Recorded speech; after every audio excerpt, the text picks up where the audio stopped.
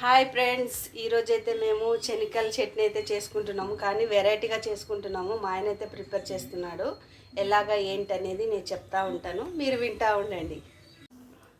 చూడండి, ముందుగా అయితే శనగకాయలు అయితే వేయించుకున్నాము దోరగా. ఎందుకంటే 5 మినిట్స్ శనగకాయలు లో ఫ్లేమ్లో పెట్టుకొని మెల్లగా అయితే వేయించుకోవాలి. ఎందుకంటే ఫాస్ట్గా పెట్టి వేయించుకున్నామంటే పైన అయితే మాడిపోతే లోపల వేగవు. అందుకనేసి అలాగే కరివేపాకు, కొంచెం అయితే మెంతులు, జీలకర్ర, అలాగే కొంచెం వెల్లుల్లిపాయలు, పొండైన పచ్చిమిరకాయలు అండి. ఇవి వట్టి మిరకాయలు కాదు. అలాగే రాళ్ళుప్పు వేసుకోవాలంట, నైస్ ఉప్పు వేసుకోకూడదంట. వెరైటీ ఏమని చెప్పాను కదా. ఏమంటే మేము ఉల్లిపాయలు టమాటాలు ఆయిల్ అయితే ఫ్రై చేయలేదు. మా ఆయన గ్యాస్ మీద పెట్టి వాటిని అయితే కాల్చుకున్నారు. ఇలాగా మొదటిగా వాళ్ళు చన్నోళ్ళు ఉన్నప్పుడు ఇలాగ చేసి పెట్టేవారంట వాళ్ళ అమ్మమ్మ వాళ్ళు. పల్లెటూరు చట్నీ అంట ఇది. మేము తిన్నాము కానీ అంత మతికలేదు. మా ఆయన అయితే మళ్ళీ రిపీట్గా మాకు ఆ జ్ఞాపకాలు అయితే మాకు చేస్తున్నారు. అందుకనేసి ఇప్పుడు నెక్స్ట్ అయితే పచ్చిమిర్చి ఉంది కదా, ఇదైతే ఇప్పుడు ఆయిల్లో ఫ్రై చేసుకోవాలంట.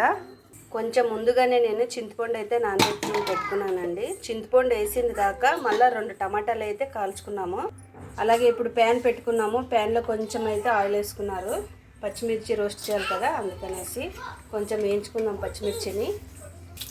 లో ఫ్లేమ్లో అయితే 2 నిమిషాలు ఇలాగా లో ఫ్లేమ్లో పెట్టుకొని మనము లైట్గా వేయించుకుందాము. అలాగే ఇప్పుడు జీలకర్ర వేసుకుందాం. కొంచెము జీలకర్ర కానీ పచ్చిమిర్చి వెంటనే వేయించాలి. ఇవి మెంతులు, అలాగే కరివేపాకు అన్నిటినీ కలిపేసి వేయించుకుందాము.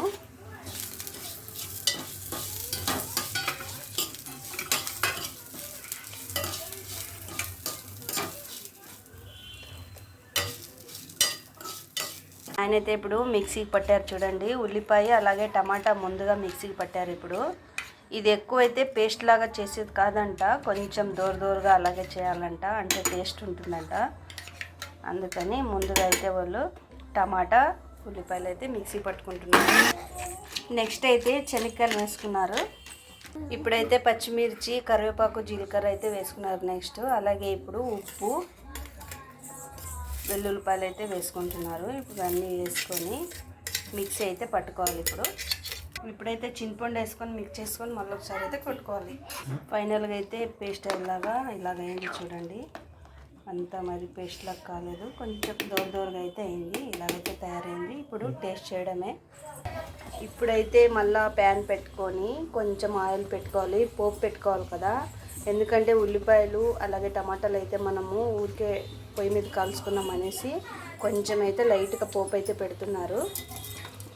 పోపుకి మనము కొంచెం జీలకర్ర వేయాలి, అలాగే కొంచెం శనగబ్యాలు వేయాలి, కొంచెం మినపప్పు అయితే వేయాలి. అన్నిటిని బాగా ఇలాగ కలుపుకోవాలి దోరగా. నెక్స్ట్ అయితే కరివేపాకు. పోపు అంతా వేగింది కదా, ఇప్పుడైతే దాంట్లోకి చట్నీ అంతా మిక్స్ చేసుకోవాలి. వేసుకొని ఇప్పుడైతే అంతా కలుపుకునేదే. బాగా అయితే మా ఆయన చేసిన చట్నీ అయితే చూసారు కదా ఎలా చేశారో. అలాగే ఇప్పుడు టేస్ట్ చేద్దామంట ఎలాగుందని. సూపర్ అండి, చట్నీ అంటూ భలే పుల్లగా భలేగా ఉంది చట్నీ. ఒకసారి అయితే మీరు ట్రై చేసి చూడండి ఎలాగొచ్చిందో. అలాగే లైక్, షేర్, సబ్స్క్రైబ్ అయితే చేసుకోండి ఫ్రెండ్స్. Bye bye.